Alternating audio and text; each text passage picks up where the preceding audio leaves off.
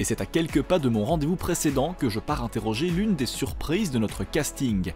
Éléonore Simonet, 27 ans, ministre des classes moyennes, des indépendants et des PME. Éléonore, comme on se retrouve, merci de nous dédier un peu de temps dans cette nouvelle vie en tant que ministre. Alors, nos téléspectateurs s'en souviennent, il y a quelques semaines, quelques mois, toi et moi étions sur la Grande Place de Bruxelles. On parlait de toi en tant que nouvelle députée régionale. C'était aussi une surprise. Depuis ce jour à aujourd'hui, qu'est-ce qui, à titre personnel, a changé dans ta vie? Ben oui, qui l'eût cru? Je me souviens qu'on se baladait aux alentours du Parlement régional bruxellois et à la Grande Place. J'étais à ce moment-là plus jeune députée libérale du pays.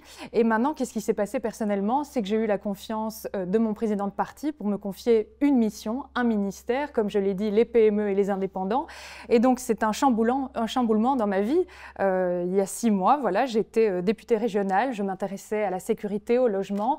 Et puis, depuis maintenant un peu plus de 2-3 semaines, c'est la charge ministérielle qui m'est confiée. Donc, c'est un immense honneur, une responsabilité grande et je l'appréhende avec humilité. Est-ce qu'on hésite quand on a cette proposition de son président de parti « Tiens, Éléonore, voudrais-tu devenir nouvelle ministre fédérale » ?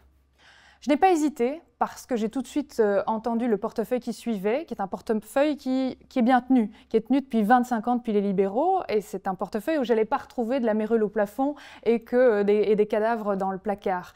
Mais par contre, il y a encore beaucoup de boulot à faire, et je pense sincèrement, en tant que moi-même indépendante, libérale et avocate dans le droit des sociétés, que c'était le portefeuille qui me convenait le mieux et dans lequel mon président de parti a estimé que je pouvais œuvrer et servir et me mettre au service, me faire l'avocate des indépendants. Alors tu l'as dit, il y a 25 ans, ce ministère était déjà aux libéraux et les chiffres et les résultats sont bons.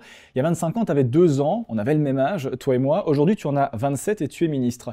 Est-ce qu'on a peur, quand on est jeune, de devoir convaincre, de devoir peut-être plus prouver auprès du grand public qu'on est capable ?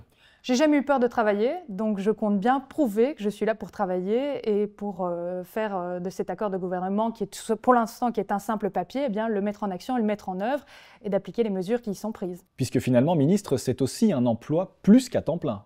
Écoute, effectivement, quand on s'est croisés il y a quelques mois, je t'avais dit que la députation, j'étais députée régionale et à la Fédération Wallonie-Bruxelles, c'était un mandat auquel je me consacrais pleinement, mais à côté, je pouvais encore exercer à horaire flexible dans le cabinet d'avocats, en conseil des entreprises. Je pouvais tout à fait partager mon temps entre ces deux fonctions, puisque je disais que député, c'est un mandat, mais par contre, avocat est mon métier.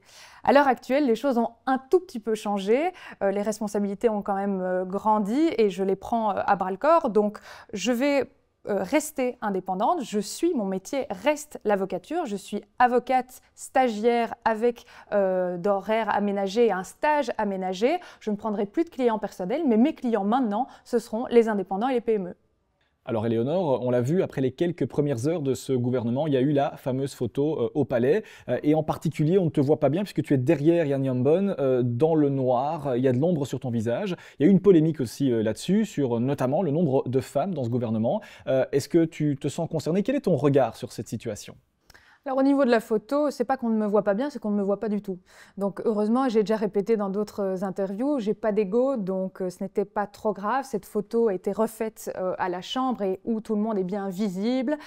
Donc c'est un plantage simplement technique. Je pense que ce n'était pas une volonté des services du palais. Il faut savoir que quand on a quitté la salle où on a prêté serment, vous descendez l'escalier et là vous avez une kyrielle de journalistes prêts à prendre la meilleure photo, etc. Donc je pense que ça c'est un raté technique. Au niveau de la représentation des femmes, je ne vais pas te cacher que j'aurais été ravie de voir dans ce casting d'autres figures féminines. Les 3 que je connais dorénavant, je pense, sont des portefeuilles dans lesquels elles vont œuvrer et ce sont des femmes de qualité. Et pour parler du MR, nous avons une femme parmi les 4 ministres. Si on met bout à bout les derniers gouvernements wallons et à la Fédération Wallonie-Bruxelles, je pense que le MR n'a jamais lésiné et a toujours nommé des femmes à des fonctions ministérielles. On l'a vu avec ce problème et ce couac avec trop de femmes au gouvernement de la Fédération Wallonie-Bruxelles. Donc si vous mettez bout à bout, voilà, au MR, on nomme des femmes, on nomme Sophie Wilmès, on nomme Adja Labib, on nomme Valérie Glatini et j'arrêterai là avec le listing. Le regard des gens, Éléonore, ben voilà, cette photo, c'est aussi le cas, les gens qui commentent, qui donnent leur avis, les réseaux sociaux, beaucoup de commentaires. Est-ce que c'est quelque chose qui compte, ça, pour toi? Ce que les gens peuvent penser de ton image, de toi et de ton travail? Il y a quelques années, j'aurais peut-être été plus atteinte par des commentaires sur les réseaux sociaux, etc. Maintenant, je me retrouve dans une position où je vais d'abord attendre de mettre en œuvre les premières actions concrètes de cet accord de gouvernement en soutien aux indépendants, en abaissement de la charge fiscale, soutien au niveau de la paperasse administrative. Il faut arrêter avec ça. Donc, j'attendrai qu'ils jugent et qu'ils me critiquent ou me complimentent pour mes actions. Donc, je pense que le regard des gens, on en reparlera quand on aura pu mettre en œuvre ma note de politique générale. Merci beaucoup, Éléonore, et bon succès dans tes aventures. Merci, Kassem.